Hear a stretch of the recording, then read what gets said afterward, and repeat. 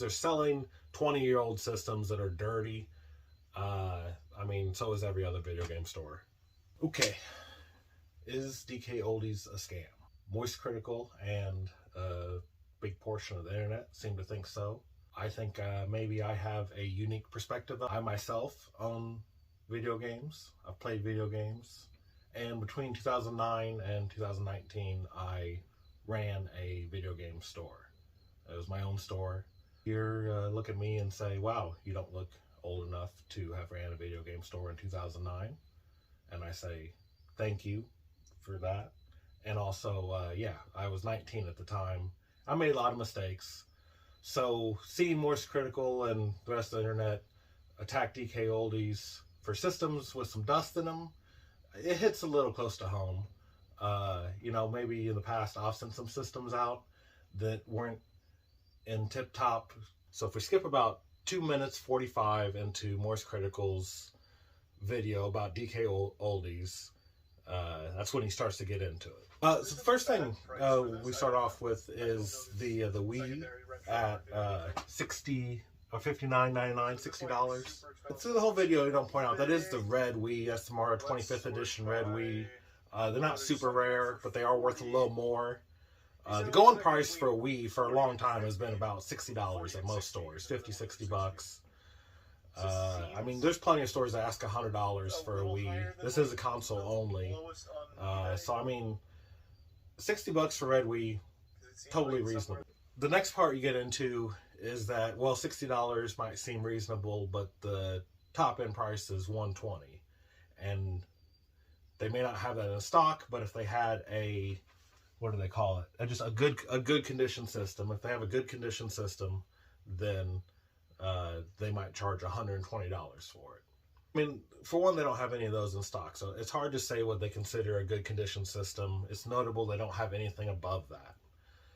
So when you talk about older game systems, there is a big price difference depending on condition.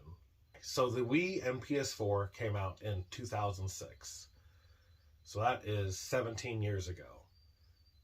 Pretty much any video game system, or I mean, this could go for any electronics and almost any other used item. Anything that's 17 years old is going to show some signs of wear and arguably cosmetically defected. My experience when selling something online where the person doesn't have a chance to inspect it in person is to undersell it.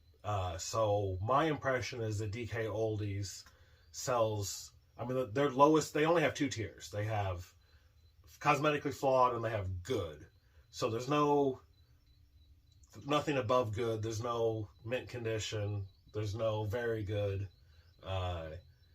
And cosmetically flawed, I think that is something they put on there so people buy that and then they're not disappointed when it has a scratch in it, when it has a little nick in it. Every system, I mean, that's why there's a difference, $60 to $120. If you have a system with no scratches on it, it probably is worth twice as much.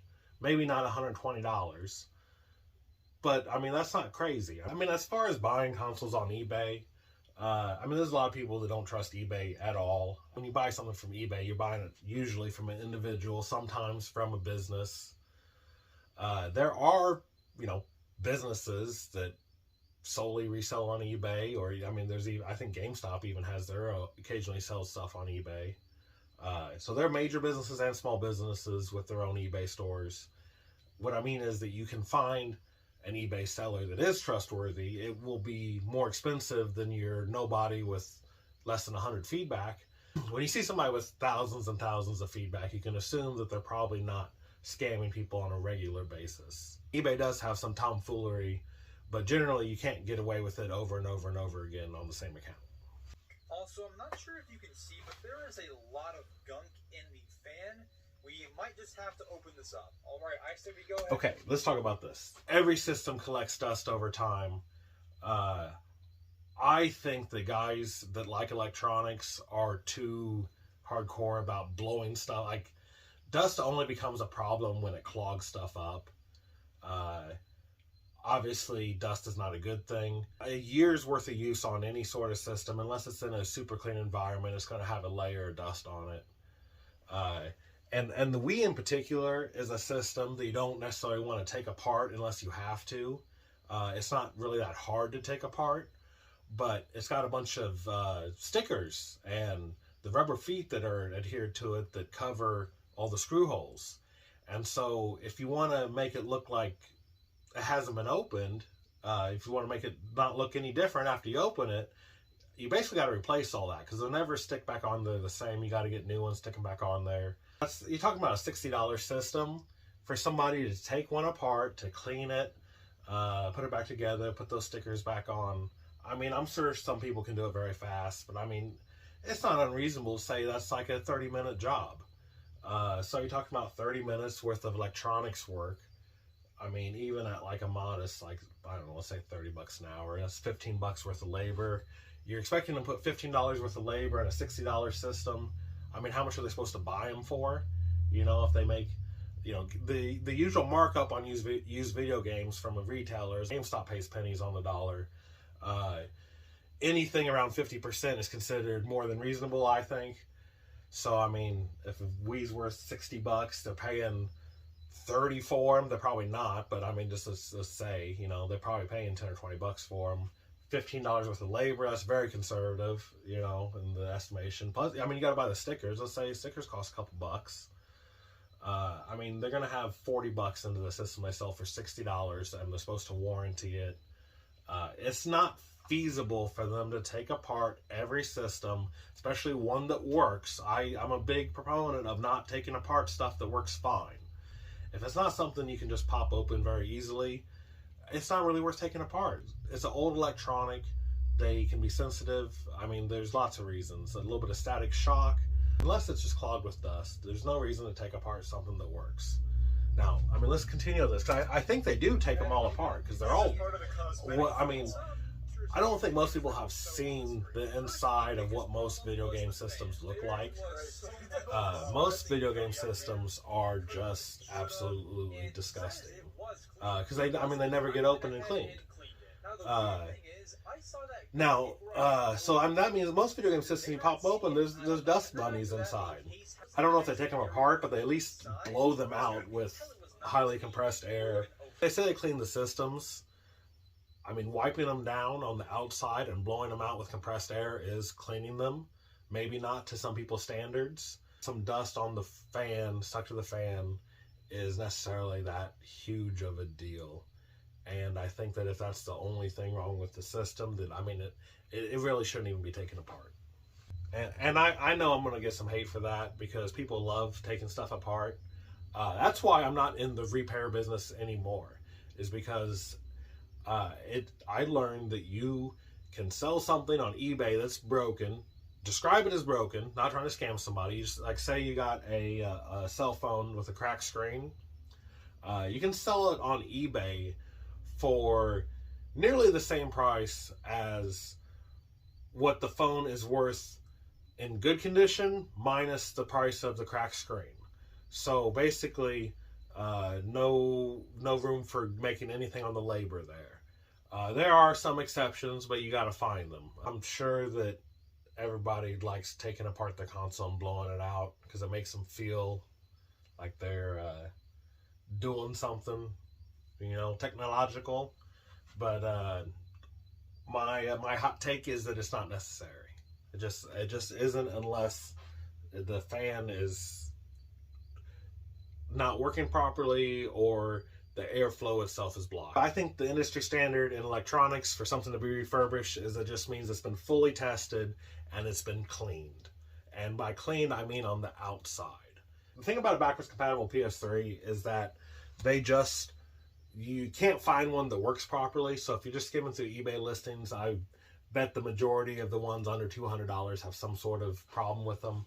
$200 to $300, I think, is probably a going rate for a decent backwards compatible PS3. And the thing about a PS3 is that you can't make them look good. I mean, a PS3 that has no scratches on it is probably worth like $500-600. I mean, not to you, not to me. Somebody that wants a like new PS3, which I don't know.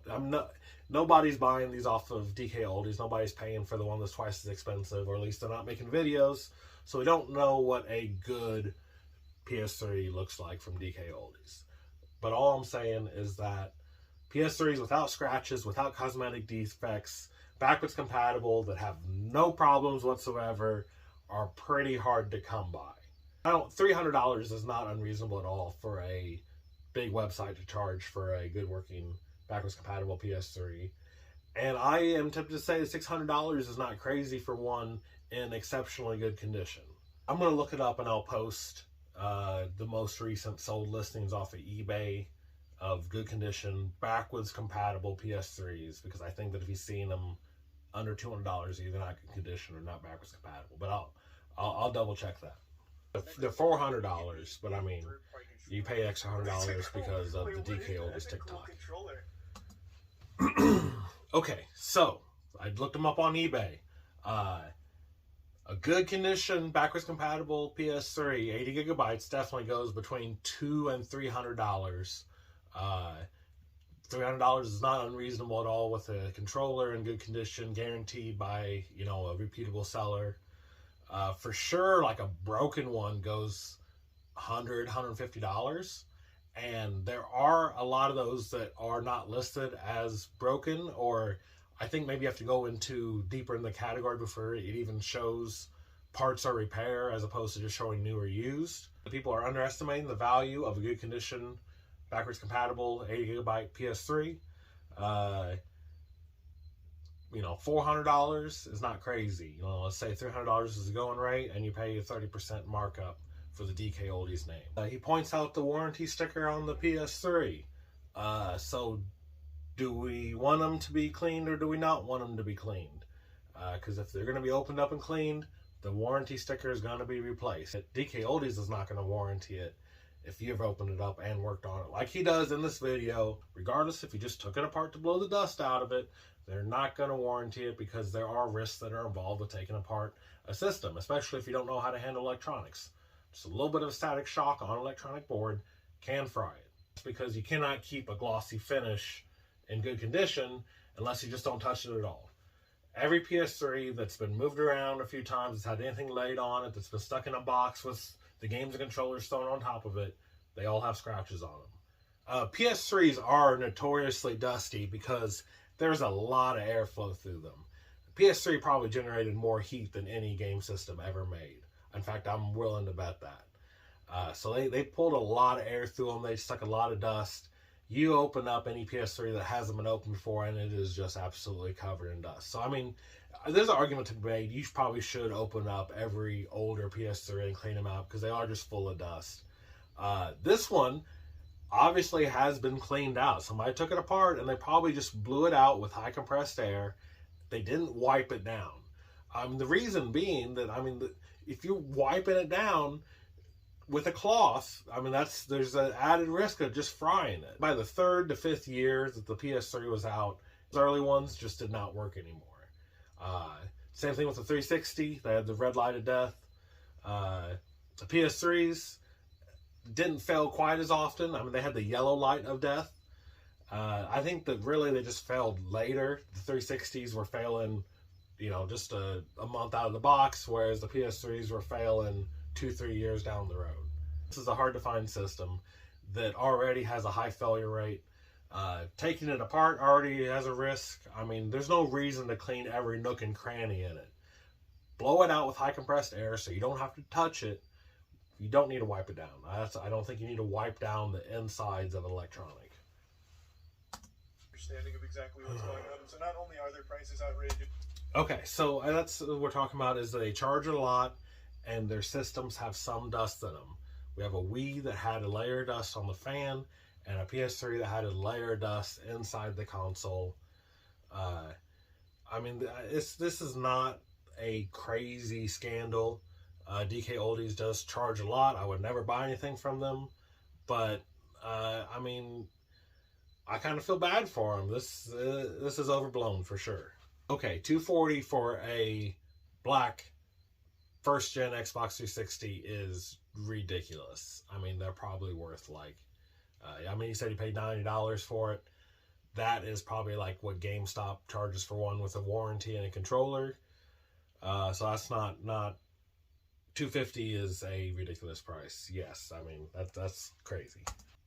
It's the exact one. Oh no. Hold on. That's the bigger one. Okay. So he doesn't even have the right one. So that was the 250. I see. The 4 GB one is 150. Okay, so it's 150. That's not crazy. It's high for sure, but that's not bad. That's no good. That's no good. That's big stinky. Okay, we're talking about a website that's built its reputation on TikTok. These prices don't surprise me in the slightest. They're not like, oh my god. These prices are high. If you were to walk into a video game store in a major city like New York, Los Angeles, Chicago, prices would be this high, if not higher.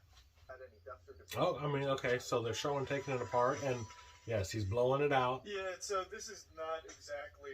I see what they're going to do. They're just going to walk through the process and say it's done like this for all of them, even though there's clear evidence that that's not the case for every single one of them. This is what I said, is that they look like they've been taken apart and blown out. Sometimes 20-year-old dust doesn't just blow off of something. There's a thin layer that will stick to it. So you can either wipe it off, which, I mean, there's arguments to be made for doing that. Taking it apart, blowing it out is enough. And I guess that's what the dispute here is, whether or not they've been blown out. To me, both the Wii that was taken apart in the first video and the PS3 that was taken apart, they both look like they were blown out. They probably do overrepresent how much time they spent on each individual console. I bet if the cameras weren't on, it'd probably be a much quicker, less delicate process. I would be surprised if they took apart every console. I didn't realize how big this business was. They have almost 1 million subs, and it's a corporate account. Like, that's actually extremely impressive, so I see why this became such a big deal. And that is why they are 50% more expensive, because they are a brand company. I don't know what you call it, but they're a TikTok company. They built their reputation online, seemingly overnight almost, which there's nothing wrong with that. They're selling 20-year-old systems that are dirty. I mean, so is every other video game store.